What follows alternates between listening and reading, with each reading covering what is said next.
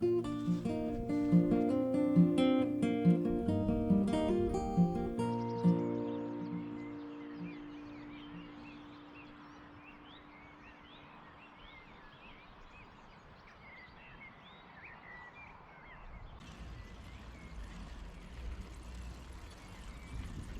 beautiful May on Dartmoor.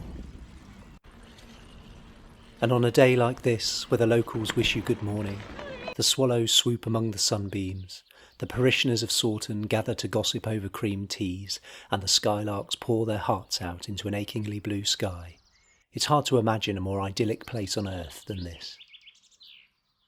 But those of us who know it well know that Dartmoor is a two-faced place. Old Crockern is capricious and cruel. The moor has more than its fair share of misery. And in stark contrast to the glorious weather, today's episode takes us to that darker side of Dartmoor. One where high ground and low cloud have combined over and over again to catch out the unwary airmen.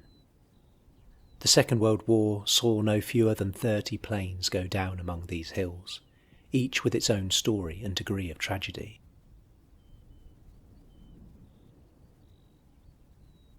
Today I'm walking up towards Dartmoor's Bermuda Triangle, the high crest of Corn Ridge and Amicombe Hill, where I'm searching for the sites of 4 separate plane crashes which occurred between 1941 and 1943. Remarkably, some of these sites are so inaccessible and remote that pieces of wreckage still linger among the grasses and the gorse.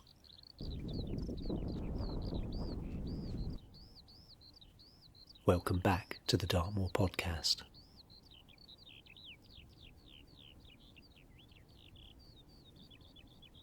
Four crashes in 3 years and within a couple of square miles seems at first to be a truly bizarre coincidence.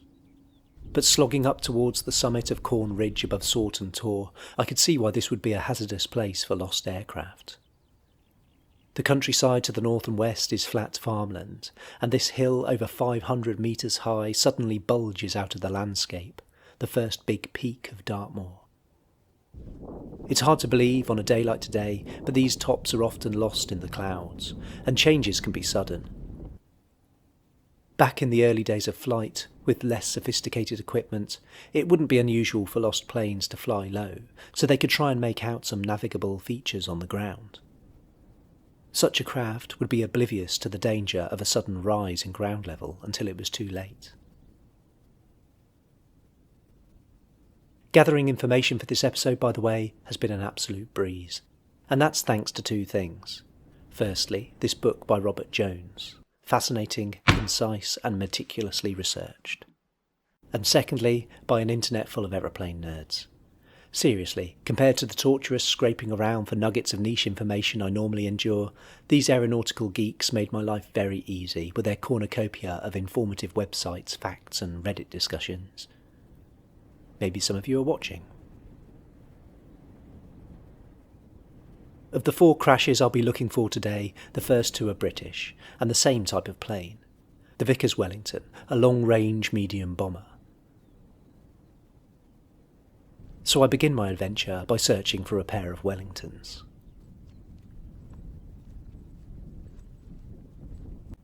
Designed in the mid-1930s at a time of radical military technological advancement, the Wellington was already a bit out of date by the start of the war and was to be practically obsolete by its end. With a single engine on either wing and just 2 defensive machine gun turrets, one on the nose and one in the tail, they were better suited to night attacks where they were less vulnerable. And it was on one of these missions that our first plane met its fate.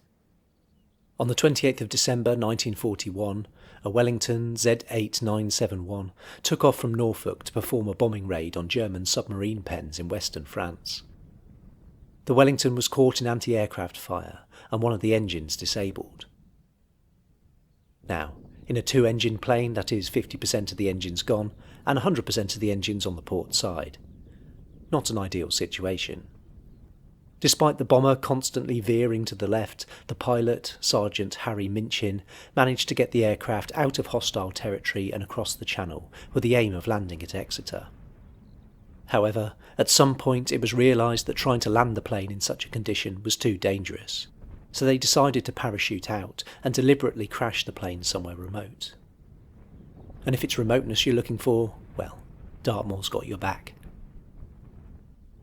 The first of the crew leapt out into the night sky somewhere over Buckfast Lee, and was followed by another 3. Finally, Sergeant Minchin would have kept the plane as level as possible before scrambling to his escape hatch and taking the plunge. With no one at the controls, the plane veered northwest, being heard roaring over Widdicombe before smashing down around midnight somewhere on Amicombe Hill. Spoiler alert, this is the only one of today's stories in which everyone survives. And so, before we get all serious and respectful, here was a nice bonus find on my exploration of Corn Ridge. On around the 2nd anniversary of my podcast, finally, a working Loganstone.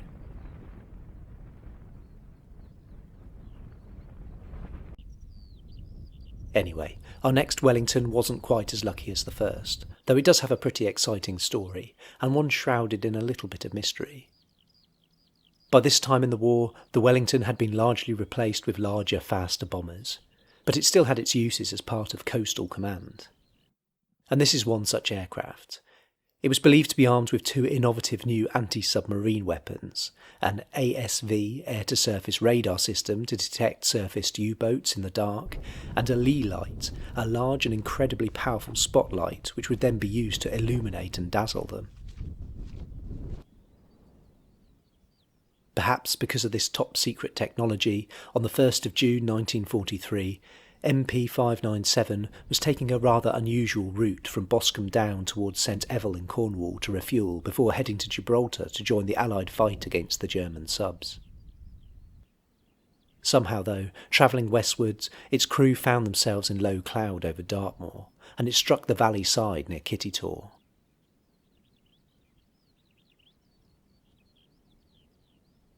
The co-pilot, Sergeant John Dixon, was killed instantly in the crash, but the other 4 crewmen survived with various degrees of injury. The pilot, George Watterson, blood streaming from a head wound, made the brave decision to strike out for help, descending the steep sides of the valley and following the West Oakmont River downstream. It would be over 3 miles of staggering through the mist before he happened across the workers at Meldon Quarry. Despite the fog thickening, heavy rain setting in, and only some very hazy directions given by the wounded pilot, the quarrymen sent out a search party and scoured the moor until the crashed plane was found sticking out of the peat high on the hillside. Not only that, but the workers managed to stretcher the wounded airmen to safety. Without this heroic effort, the crew would certainly have died of their injuries or exposure on the moor. As the war developed, medium-sized bombers like the Wellington were superseded by larger, faster planes. And one such weapon was the American B17 Flying Fortress, 74 foot long with a wingspan of over 100 feet and 4 engines. Of the 1.5 million tons of bombs dropped on Europe during the course of the war, almost half of them were dropped by B-17s. Oh, and to earn its name, the Flying Fortress had actually reduced its bomb-carrying capacity in order to house more defensive weaponry. Each had a ridiculous 12 30-caliber machine guns poking out of it, like some kind of airborne murder hedgehog. 2 in the chin, 1 on either cheek, 2 in a top turret, 2 in a bottom turret, 2 in the tail, and another 1 on either side just behind the wing, poking out through holes in the fuselage.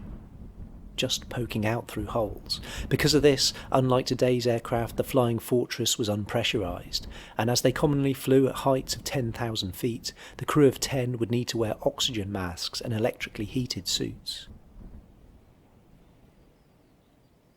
These absurd incarnations of flying violence were, unlike the Wellington, designed to fly boldly in the daylight, challenging any German fighters to meet them in the air, flying low and straight over targets while unloading bombs and blasting away on their machine guns. And because of the mind-boggling danger and bravery exhibited by their crew, it's poignantly ironic that the men of this Flying Fortress were to meet disaster on what should have been a fairly routine mission to measure weather conditions.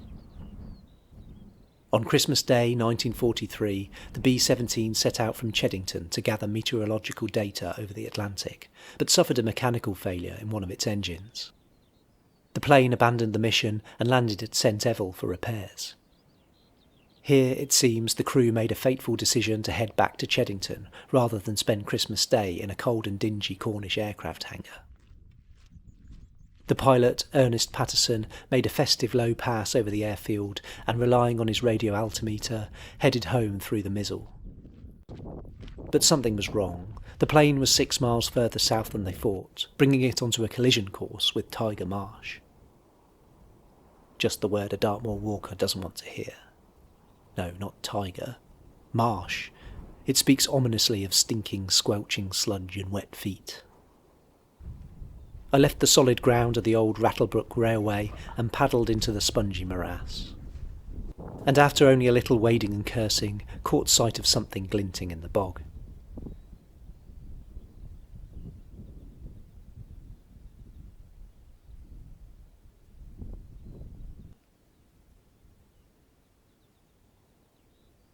For some of the crew, the softness of the ground would turn out to be their saviour.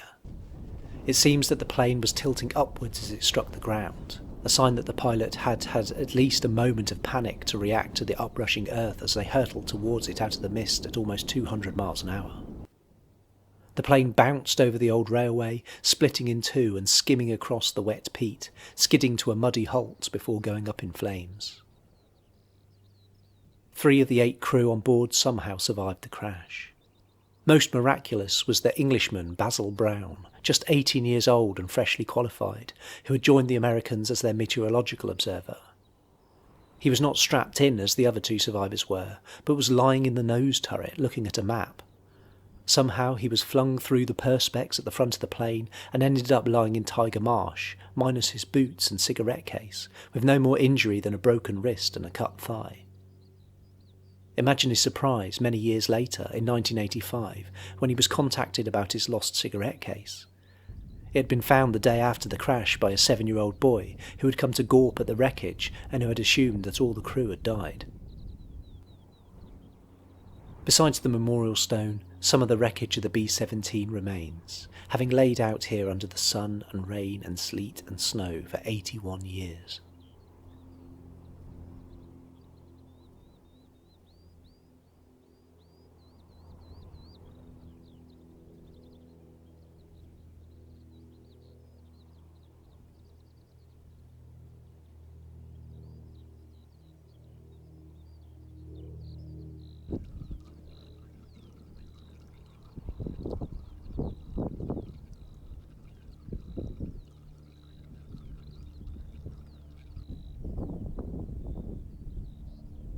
It amazes me that this distinctive dark crater remains after all this time.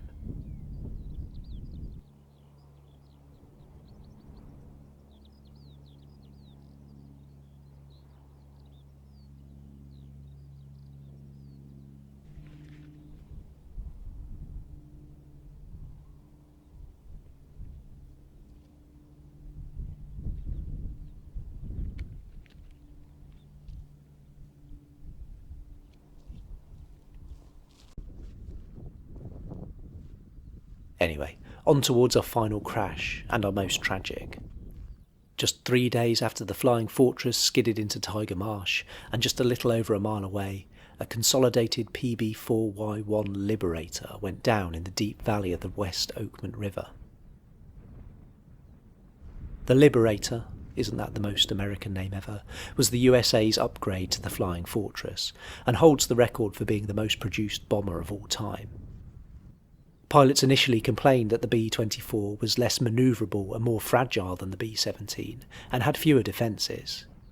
It's a comparatively clumsy-looking beast, and earned itself the nickname the Flying Bathtub. But the Flying Bathtub had a couple of small advantages over the Flying Fortress, which made a big difference when looking at the larger picture.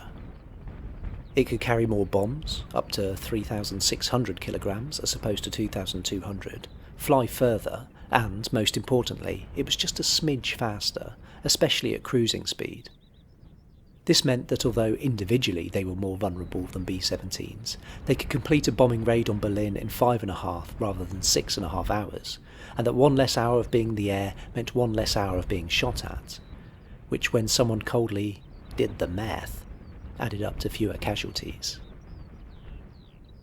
Also, their extended range meant that they became essential in fighting the German U-boats in the mid-Atlantic, and it was one of these navalised versions that took off from Dunkswell on the 28th of December 1943. The Liberator was part of a mission to attack some destroyers in the Bay of Biscay, but after hours of searching through heavy cloud and even engaging in a brief firefight with some German Dorniers, the plane turned round without having found the enemy ships. What happened next is a bit confused, but it seems that the Liberator got lost in the cloud as they returned over the south of England back towards home. A navigational error meant that they radioed Dunkswell to say they'd be landing in 15 minutes' time, when they were actually around 45 minutes away and hadn't yet cleared the high hills of Dartmoor. Descending prematurely through the cloud, Liberator 63926 clipped the top of Woodcock Hill and ploughed a furrow through the peat for 1/4 of a mile. Unfortunately though, unlike the Flying Fortress in Tiger Marsh, they didn't have a soft landing, instead hurtling into the steep canyon of the West Oakmont and exploding in the valley below. Of the 10 crew, no one survived. Looking up the almost vertical slope, it must have been a terrifying plummet. Today, a great deal of the wreckage is still strewn among the rocks on the hillside, and one of the engines was at some point in the 70s partly restored and turned into a memorial. It's a sorry sight.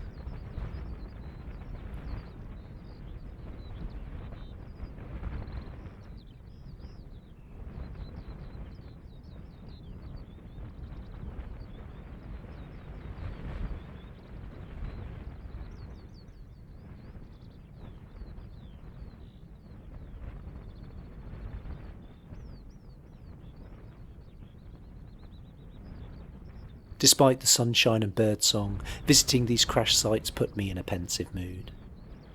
Dartmoor is the place I go to get away from it all, and to find a bit of peace away from the troubles of the world. But this reminded me that tragedy can strike anywhere, and it's important not to take anything for granted. Sadly, we are, again, part of the world determined to throw bombs at one another over territory, ideology, or revenge. And these scraps of fuselage and twisted metal are a stark reminder that we're always taking 2 steps forward and 1 step back. Part of me felt a little ghoulish at having walked out here to find these remains, but another felt that it was important to remember the sacrifices these men made and the danger they put themselves in to protect all of us.